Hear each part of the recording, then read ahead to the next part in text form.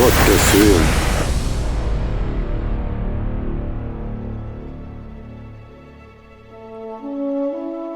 Австрия. Живописная альпийская страна Центральной Европы. Охота для австрийца – неотъемлемая часть культуры со своим кодексом чести и давними традициями. Здесь обитает альпийский козерог. Трудный в добыче, престижный мировой трофей.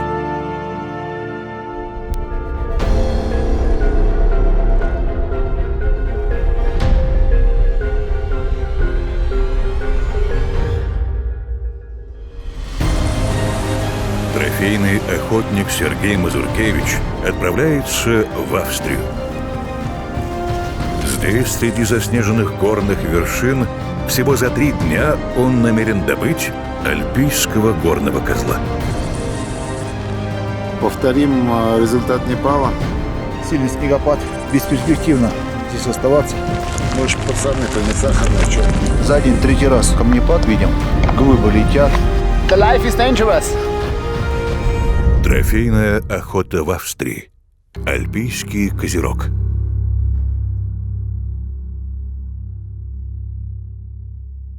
All electronic devices are turned to a flight mode. Желаем приятного полета.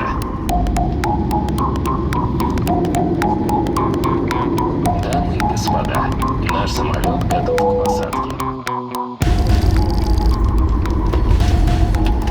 Дамы и господа, наш самолет зашел в посадку. Местное время 13 часов 40 минут. В этом году Максим Воробьев со своими партнерами решили организовать нам охоту на козерога альпийского. Сергей. Это наш проводник Герхард. Он с нами на охоте будет, да. Встречает нас с собакой. Задача ее искать подранка. Надеюсь, он будет только нас веселить и радовать. И мы его услугами не воспользуемся. Из аэропорта Вены охотники выдвигаются в Тироль, самый высокогорный регион Австрии. Der hatte keine Zeit, wegen einem gab es Impfung. Da hat mich sogar gefragt. Австрия известна как одна из лучших стран в Европе для охоты на крупную дичь. Здесь очень развита культура охоты. К животным и птицам тут относятся трепетно, а численность популяции строго контролируют. Это одна из немногих стран, где практически полностью удалось искоренить браконьерство.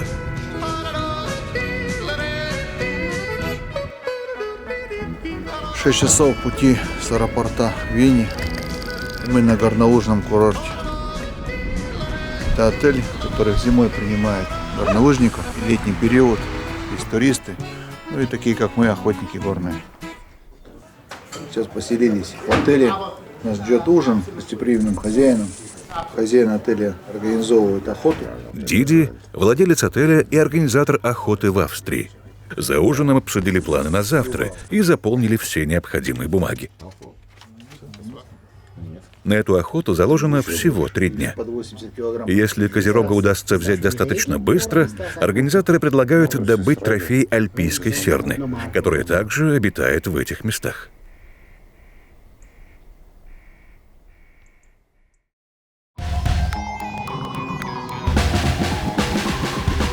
Утро. Сейчас нам предстоит 45 минут на машине подъем. Потом перегрузим мы на канатную дорогу багаж свой. Организована транспортировка багажа. Оставшиеся подъем где-то метров 300-400 не нести на себе. Вот так вот здесь.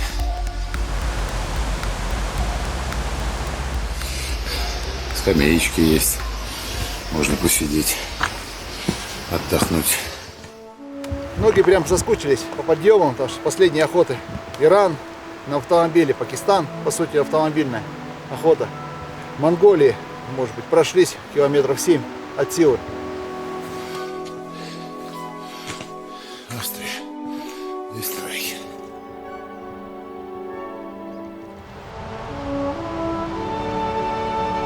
Сегодня 23 сентября, и мы в горах в Альпах.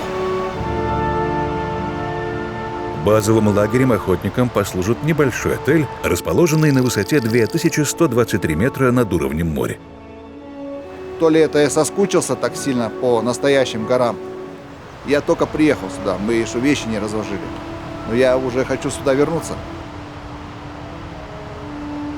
Вокруг неописуемая красота, и мы ждем свой багаж, который должен подняться с минуты на минуту.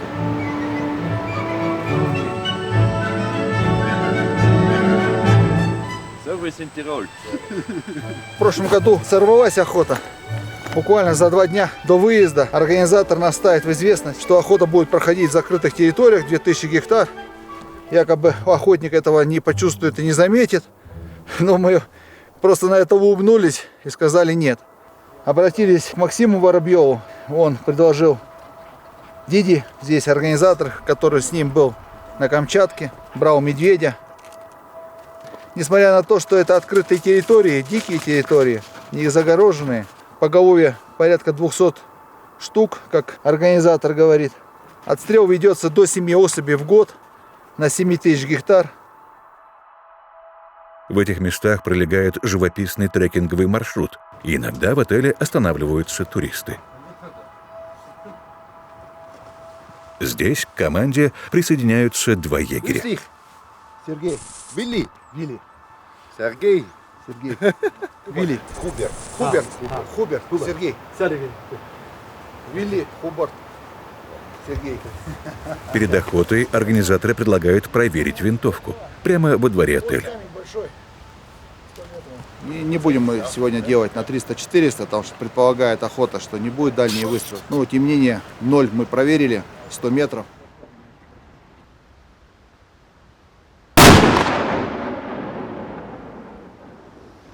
Ну, дубасит у тебя эта штука, елки-палки. Карабин, можно сказать, готов к охоте. Все корректно. Пуля легла на 1 клик ниже. Ну, с учетом того, что, как правило, в горах все равно идет завышение немного. Perfekt. Russische? Nein, American. English? Sniper. Новый карабин. Он ничем технически не отличается от предыдущего. Одним то, что ствол укороченный, 20-дюймовый. Тот был 26, это 20-дюймовый. На 16 сантиметров он короче. И по весу на килограмм легче. Ну и более комфортнее в целом везде в транспортировке. И в самолете, и в машине кейс короче на 16 сантиметров. Но самое важное это когда на лошадях. С учетом уменьшения ствола, скорость пули меньше. На 50 метров в секунду. Соответственно, и больше падений. Будем строить планы. Повторим результат Непала. Ну да, надеюсь.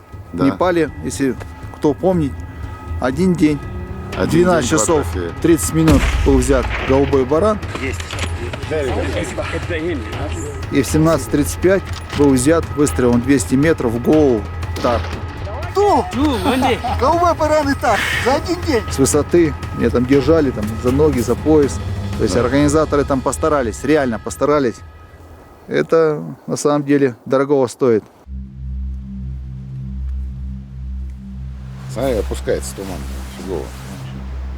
После пристрелки команда выдвигается в горы. Судя по прогнозу погоды, сегодня будет небольшой дождь. Вот мы сейчас поднимаемся вот под туман, а дальше будем смотреть. Ребята, в принципе, знают, где козероги находятся. Они их видели вчера, привязаны, да. Ну уж настолько, конечно, чтобы прямо на веревке нет. Ну, собственно, надо будет, наверное, ждать, пока чуть-чуть развеется. Внезапно из тумана послышался звук падающих камней. Камнепад. Возможно, это были козлы, которые сдвинулись. Это их палатки. Неспокойно себя чувствуют, когда понимаешь, что снизу к ним не пройти бесшумно. Судя по истории, хищники здесь внизу есть. И они их опасаются. Тем самым и зимой, и летом стараются набирать высоту и там проводить ночь.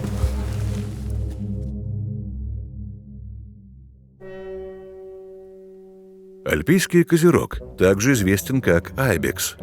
По сравнению с рогами других подвидов, рога альпийского горного козла короче, толще и прямее. природных условиях это великолепный, престижный трофей благодаря своей редкости и обитанию в труднодоступных местах. Как и в случае ряда других европейских животных, современная история альпийского козла – это история успешного сохранения. Примерно к 1800 году лишь около 100 голов этого вида сохранились в области Пьемонт в Северной Италии, тогда как остальные были истреблены. Причиной этому стало появление современного оружия и предполагавшаяся медицинская ценность рогов и костей козерогов. В большинстве случаев законы, ограничивающие охоту, оказывались малоэффективными. Архиепископ Зальцбургский однажды велел зашить браконьеров в свежую оленью шкуру, а затем дал своим собакам разорвать несчастного на куски. Тем не менее, браконьерство продолжалось. Альпийского козла спасло от вымирания создание королем Италии Виктором Эммануилом II национального парка Гран-Парадизо в северо-западной части страны, где успешно осуществлялась охрана местных животных. Так как итальянцы отказывались делиться выжившим видом с другими странами, живые особи были украдены из Гран-Парадизо. Они стали выращиваться близ Сан-Галлена в Швейцарии. В результате популяции восстановились и за пределами Италии. Все сегодняшние особи происходят от тех сохранившихся 100 животных. Сегодня считается, что численность козерогов в Альпах составляет от 30 до 40 тысяч голов и возрастает, а попытки создания новых стад продолжаются.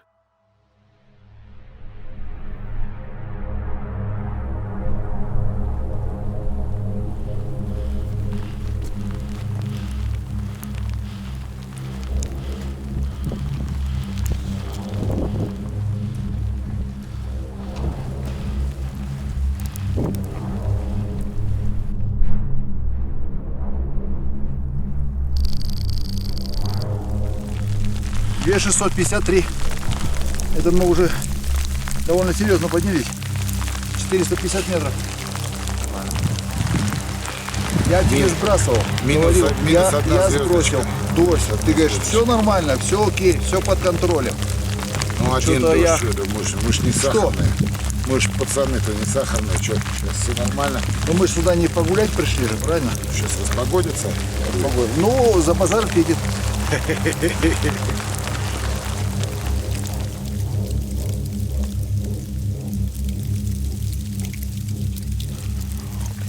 А что говорить? Замечательная погода. Я бы думал, что козероги в это время тоже не пасутся нифига нигде. А где-то под скалами лежат просто и все.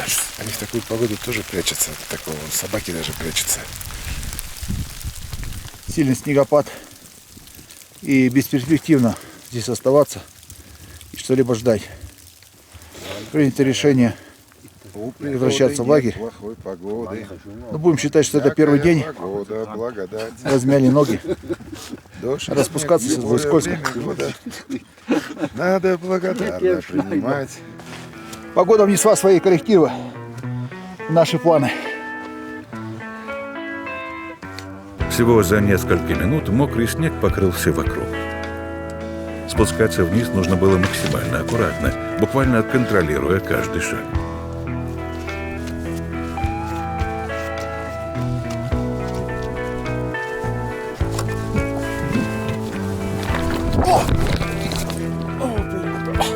Нормально, я встану.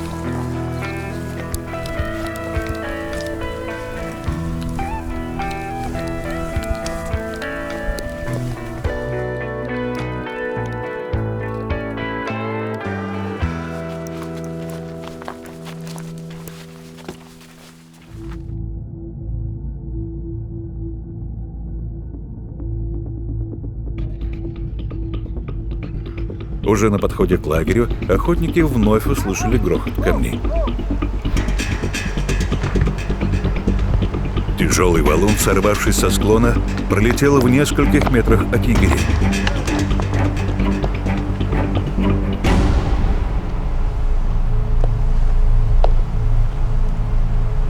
Мало того, что погоды нет, еще и камнями кидается. Начинает земля немножко дышать, сбрасывать камни. Мы только что видели вот эту валун. Пролетала буквально перед 3 егерями, хорошо успели увильнуться.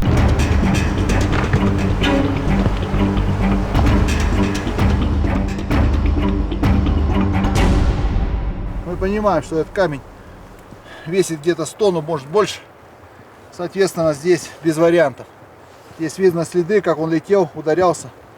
Вот такая вот охота. Сверху может нежданчик прилететь. Хорошо, что так все обошлось.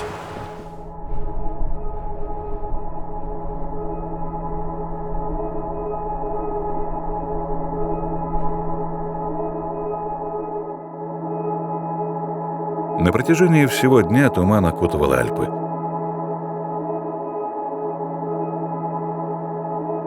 Он отступил лишь к вечеру. Теперь на обнаженных склонах можно было наблюдать группы альпийских серн. Одна из них паслась недалеко от отеля.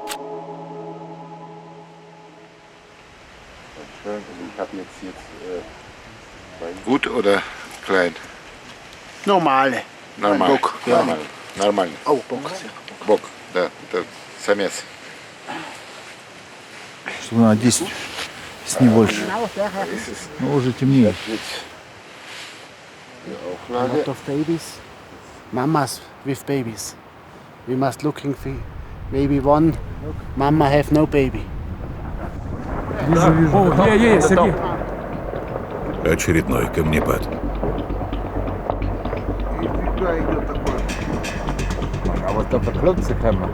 Big one. Animals run away. Находиться в этих горах становится опасно.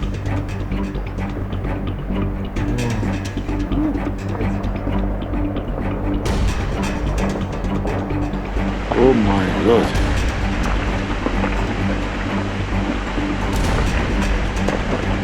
Wo sind die Leute? Die sind links. Um Gottes Willen. Schau mal das an.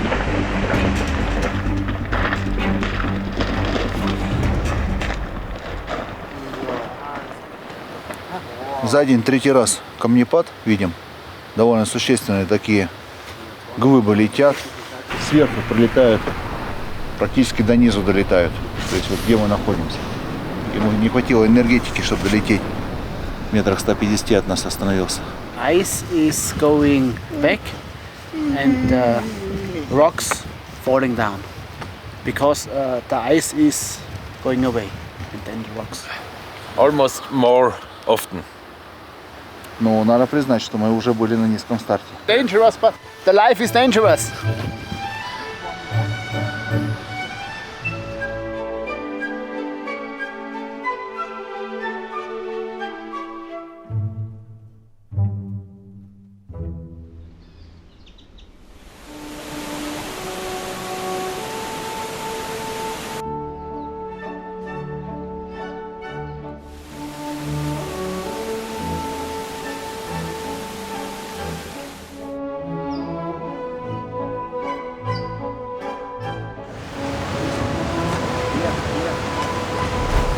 Второй день Австрия. Сегодня погода гораздо лучше, не ожидается дождя. Туман, который внизу и на вершинах, надеюсь, развеется, и у нас будет возможность взять трофейного козерога. Eigenlijk wo der Graben nachging, dem Graben noch auch. Da links auch. Im Schnee, oder wie? Im Schnee schon in der Knutte. 715 метров. Soll ich sagen, wo unten die Senke ist, links rauf. Unter den Steinen oder unter den Felsen? Unter den Felsen, aber nicht da vorne, sondern mehr hinten da. Ist schon Schnee. Im Schnee oben. 10 штук, я насчитал. Вот. По-моему, на одного больше. Надо одного убрать. Так что сейчас пойдем потихонечку вверх и будем охотиться. Козероги заметили людей практически сразу. Подобраться к ним хотя бы на 300 метров. По мере приближения охотников они поднимались все выше.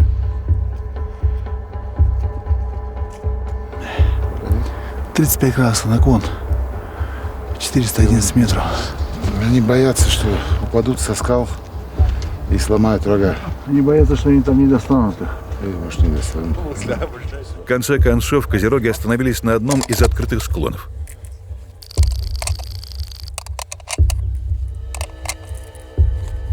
Похоже, они не чувствовали никакой опасности, позволив приблизиться к себе на 285 метров. Один вправо идет, а другой налево пошел сейчас. Вот самый вверху, который налево идет. Видишь? Ganz oben. Nach rechts, ja, der erste. Серег, первый, который идет.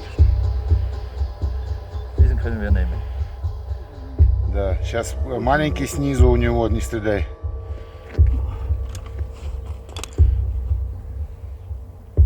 Jetzt geht ein Schritt nach oben. Сейчас вперед пошел, чуть наверх. Jetzt wäre perfekt für Schuss. Вот сейчас он очень хорошо стоит. Влево головой повернут. Влево, да, который пасется, но он посередине как бы получается. Видишь, к нему, видишь, это еще подходит. Сейчас он вверх чуть шаг сделал. Шаг сделал вверх. Да, да. Все, готов. Окей, ready.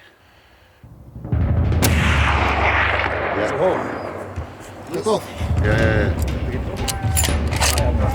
Есть! О, все, он завалился. Готов. Завалился. Окей, рунда. Супер! Уа! О!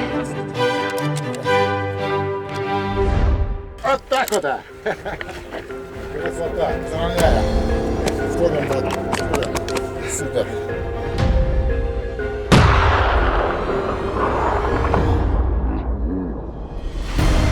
Сорвавшись со скалы, Козерог камнем полетел вниз. В этом падении он преодолел более 100 метров.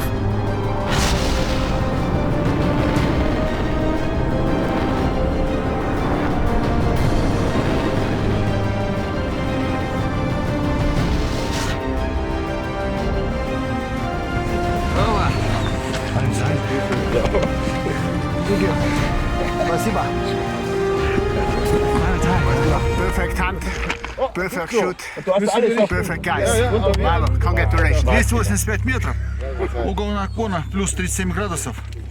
Неудобная позиция, сошки только на камень поставил, упора не было, практически с плеча стрелял. Произвел выстрел, ну четко видел попадание, все, без вариантов.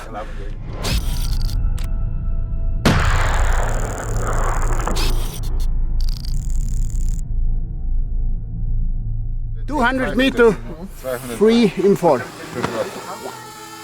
Мы вышли в 7:50, в 9:20 уже выстрел сделали.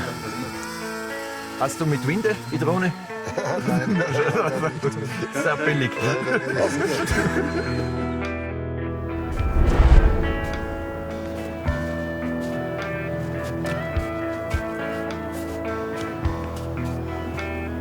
Крупный, по туловищу крупный очень. Рога не сломались нормально. За лопатку сюда сцелился. Четко по месту. Не крупные рога. Здесь в открытых территориях, как правило, нету метровых, там 1,20 м. 75. Happy? Good. Да, 75 сантиметров. Зато это наш трофей. Мы взяли то, что мы хотели. Мы хотели взять в открытых территориях, да. Значит, в открытых территориях козерогов с такими метровыми размерами не бывает. Зачетный. Надо только понять, сколько лет ему. Мне кажется, 11 лет. Ja. 10, ja. Das ist einmal ein kleines Jahr. Und wahrscheinlich war da die Scheidung mit seiner Frau. Как и предполагалось, европейская охота, она не совсем сложная. Сегодня мы в 7:50 вышли. Прошло 2 часа 43 минуты. Мы уже сфотографировались с трофеем. То есть 75 сантиметров рога. Если как Максим мерил, то это будет 80. 80 сантиметров. 80 сантиметров, ты чё? Ну, база хорошая, на самом деле, 25 сантиметров с половиной. Понятно, что если хочешь взять трофей, там метры, может быть даже больше, то это надо ехать в закрытые территории, загородка, это называемая вольерная охота. Она не представляет никакой сложности, там, как правило, эта охота проходит с вышки какой-то или с подъезда на машине.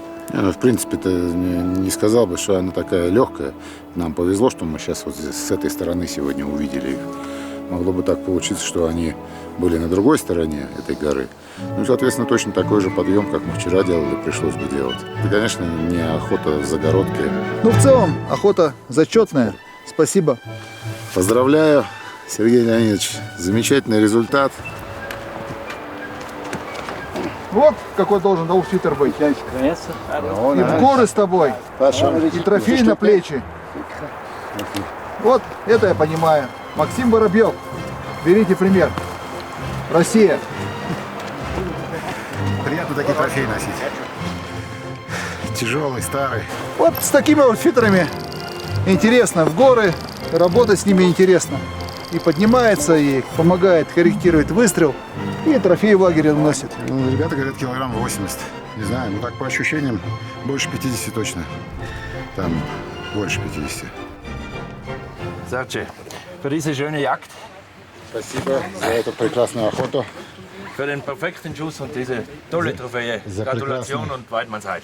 За прекрасный выстрел. Für deine Красивый. Трофей, это тебе. Waldmannsheil. Ja, wer kann Waldmannsheil singen? Der ganze Schuss. Die ganze Schuss.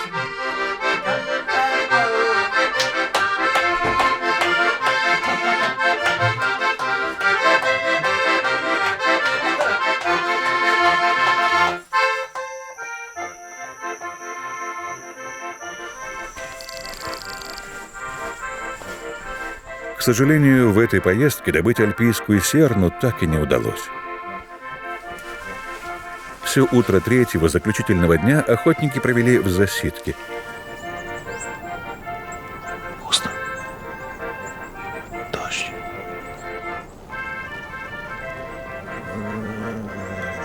Моросил дождь, и серны так и не вышли. Охота в Австрии завершена. Уже на второй день в своей естественной среде обитания был взят достойный трофей альпийского козерога.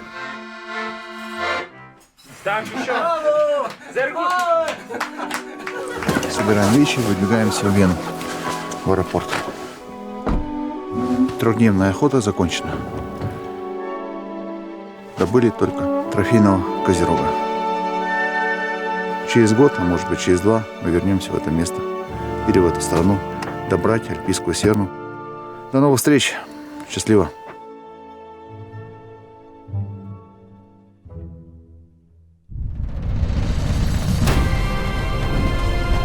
Настоящая натуральная охота, когда ты на лошадях по 25 километров в седле. За моей спиной грядет проблема.